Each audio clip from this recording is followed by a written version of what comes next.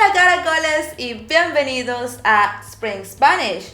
Yo soy Cori, I am Cory, and I am one of the Spanish teachers here at Spring Spanish. I'm really sure that en tu propio país, in your own country, there are many things that foreigners find weird or that they just didn't know about.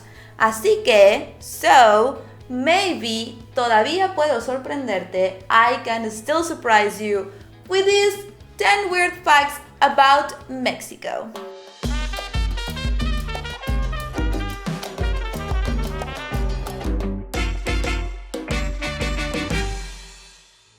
Before I go further, we publish 5 weekly Spanish lessons on our YouTube channel. So, make sure to click the subscribe button so you won't miss a lesson. And at the end of this video, let me know if you guys would eat what we eat. So, comencemos. We like eating bugs. Just like in El Rey León, The Lion King, insects in Mexico are edible, and they represent an encounter with the pre-Hispanic era where they took the best ingredients from nature to prepare los mejores platillos, the best dishes. We have over 500 of edible species of bugs, but a majority of them are for medical purposes. However, some others are very popular as el relleno de un taco, a taco's filling. We have el gusano de maguey, or maguey's worm, which is saladito y crujiente, salty and crunchy, and the taste is very similar to the mezcal. We also have la hormiga chicantana or chicantana ant, and even though its capture is very difficult, it's very popular to prepare salsas, tamales, caldos, guisados, galletas, sauces, tamales, broth, stew, cookies, you name it. We also eat a type of cricket called chapulín, which is perfect as a snack. You eat it with a chili powder called chile piquín, and delicioso, delicious. And they prepare gourmet dishes with them. So tell me, ¿comerías alguno de estos insectos? Would you eat any of these bugs? Let me know in the comments. We have our own way to detect if a taco stand is serving real meat. There is a saying here in Mexico that says that if you are eating in a taco stand and there are dogs around you, then you can be sure that's not dog's meat. Sé cómo suena. I know how it sounds. But in a country like Mexico, where a lot of our food is sold on the streets, we need to make sure that what they are advertising is what they're selling, not dog's meat. So, if you see dogs around the taco stand, then you're not eating dog's meat, because perro no come perro. Dog doesn't eat dog. Espero. I hope so. Podemos cenar torta, pero nunca sandía. We could have the heaviest meal for dinner, but we will never eat sandía. This is also a very Mexican belief. You can go and have the heaviest dinner ever. Puedes comerte 10 tamales y 5 tacos. You can eat 10 tamales and 5 tacos, and it might be a bit heavy, but we are Mexicans. Podemos con ello. We can do it. However, what is not recommendable is to have watermelon for dinner, because nos va a caer pesado. It will fall heavy on us. Also, it can freeze our stomach. So, mexicano que se respete, no cenará sandía. A good Mexican will never have watermelon for dinner. We prefer sour and spicy candies rather than sweet candies.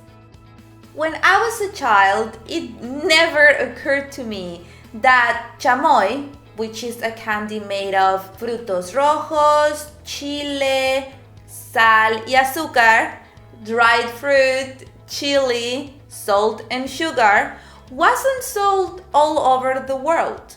I mean, Mexican children can eat a bag of spicy chips or a lollipop covered with chili like it's nothing. When I used to live in Europe y viajaba a Mexico and traveled to Mexico, I used to go and get my own supply of Mexican candies, and then I will go back and share them with all of my friends until I realized they were just being polite, because who wants to eat a sour or a chili candy?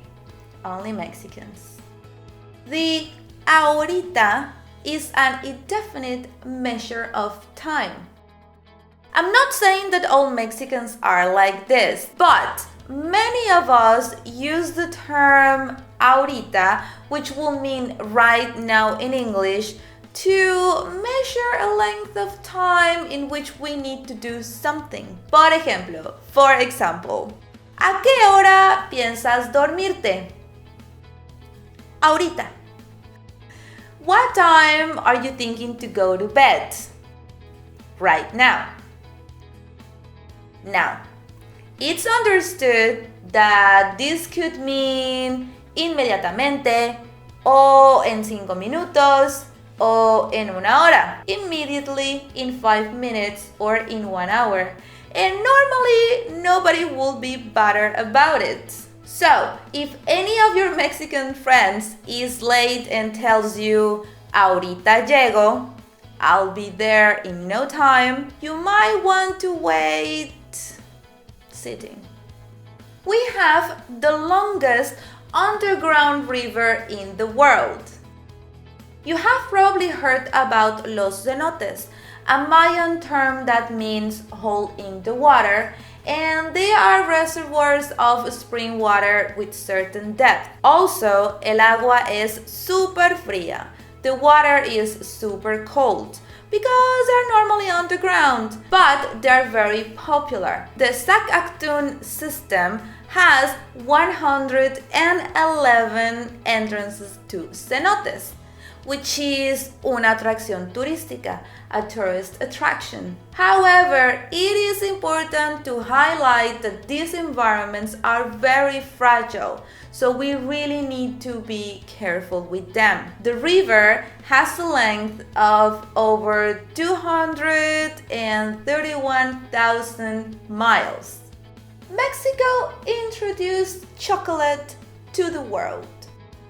Sí, así como lo oyes. Yes, as you hear it, Mexico might be responsible for some of that chocolate addiction. Christopher Columbus was probably the first person who took some of those cacao beans for the kings of Spain.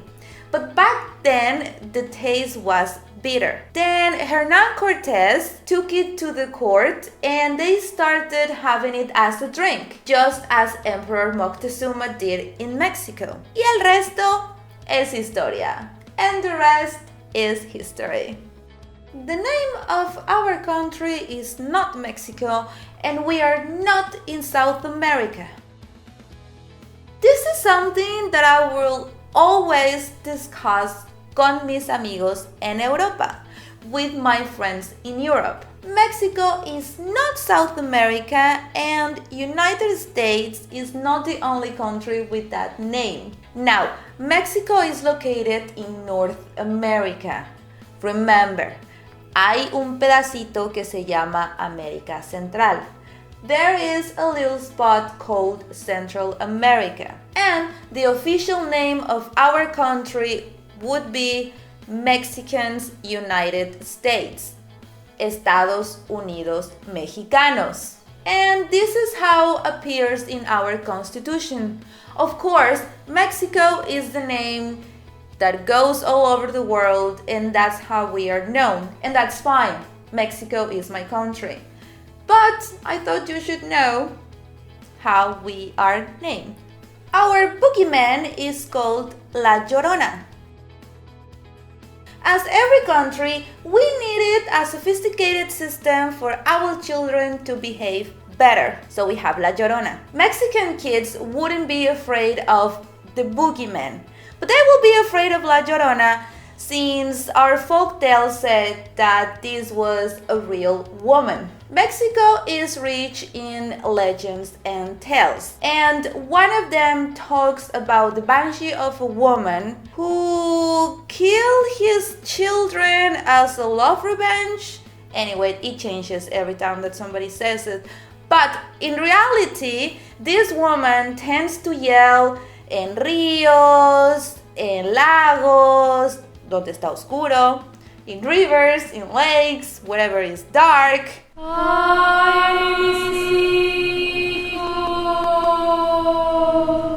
And it really scares the children. Creo que todavía me asusta.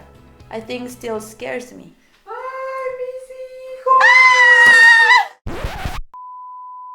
Banknotes in Mexico have braille-like markings on them for the blind.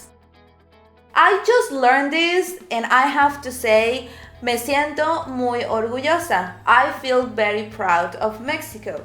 Overall, having in mind that only countries like India, Russia, Canada, Israel, India, Russia, Canada, and Israel have this system in place. Desde diciembre del 2005, since December 2005, El Banco de México, the Bank of Mexico, decided to do this for its people. They released notes with markings that make each note different, and a blind person can distinguish the value of it. Now, if you allow me, voy a revisar mis billetes. I'm going to check my notes. Muy bien! ¿Cuál fue tu punto favorito? Which was your favorite fact? ¿Comerías alguno de esos bichos? Would you eat any of those bugs?